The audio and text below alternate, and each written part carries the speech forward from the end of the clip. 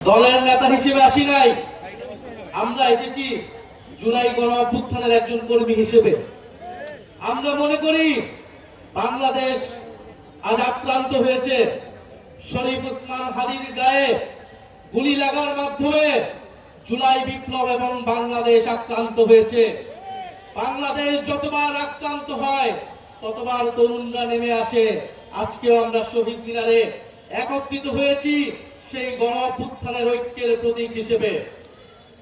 সংগ্রামী বন্ধুগণ, স্বরাষ্ট্র উপদেষ্টার পদত্যাগের দাবি উঠেছে।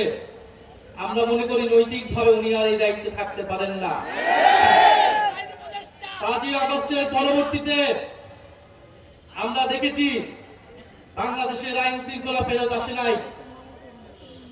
বাংলাদেশে জুলাই গণ অভ্যুত্থানের অংশগ্রহণকারীদের টার্গেট করা হয়েছে, শহীদ পরিবারদের টার্গেট করা হয়েছে, মামলা বাণিজ্য করা হয়েছে, বিচার ঠিক মতো করা হয় নাই।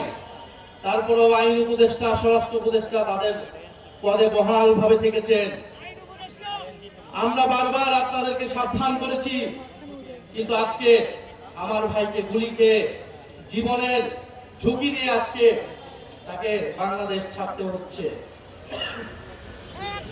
আমরা স্পষ্টভাবে বলতে চাই, বাংলাদেশের আইন শৃঙ্খলা নিরাপত্তার প্রশ্নটা গত 16 বছরে আমরা দেখেছি গোয়েন্দা সংস্থা গত 16 বছরে সকল বিরোধী দল মতকে দমন করতে ব্যবহার করা হয়েছিল।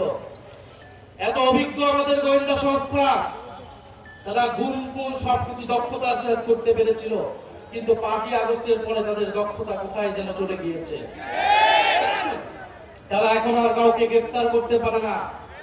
তারা খুনিকে বাংলাদেশের বর্ডার থেকে পার হতে দিতে পারে, তারা 72 ঘন্টা পার হলেও কোন খুনিকে গ্রেফতার করতে সক্ষম হয় না।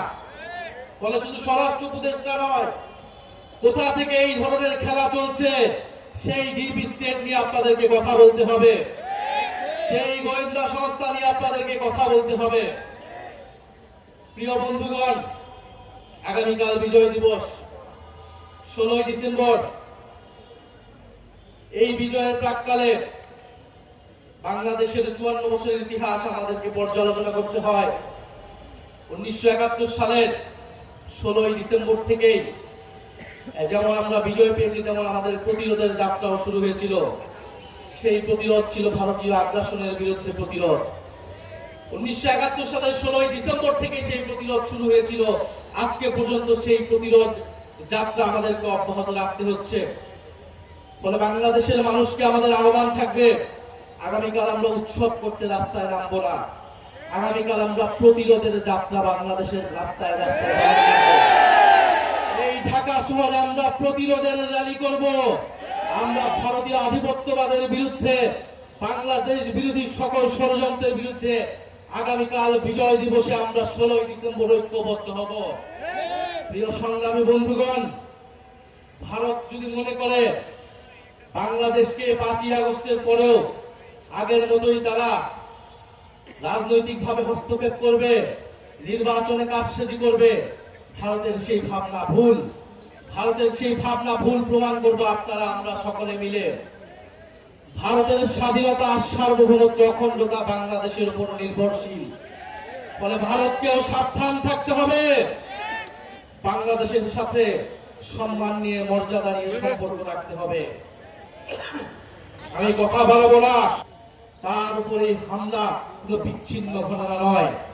যে ইলেকশন কমিশন এই কথা বলে, সেই ইলেকশন কমিশনার দায়িত্বে থাকার কোন নৈতিক অধিকার থাকে না। তার অধীনে কোন সুষ্ঠ নির্বাচন হওয়া সম্ভব কিনা এই প্রশ্ন আমরা গত 6 মাস ধরে করে যাচ্ছি। আমরা আশা করব অবিলম্বে তিনি তার এই বক্তব্য প্রত্যাহার করবেন। আমরা বাংলাদেশে একটি সুষ্ঠু নির্বাচনের পরিবেশ চাই, কিন্তু এই অথর্ব নির্বাচন কমিশনের অধীনে কোন নির্বাচন হওয়া সম্ভব বলে আমাদের কাছে মনে হচ্ছে না। ফলে আমরা চাই বাংলাদেশে নির্বাচনের পরিবেশ থাকবে, গণতন্ত্রের যাত্রা অব্যাহত থাকবে, কিন্তু বাংলাদেশে যারা জুলাই বিপ্লবকে টার্গেট করছে, বাংলাদেশের মিডিয়াতে, বিশ্ববিদ্যালয়ে, আইনাঙ্গনে যারা মুজিববাদী রাজনীতি পুনরায় শুরু করতে যাচ্ছে, তাদের বিরুদ্ধে আমাদের গণপ্রতিরোধ চলবে। ইনকিলাব জিন্দাবাদ।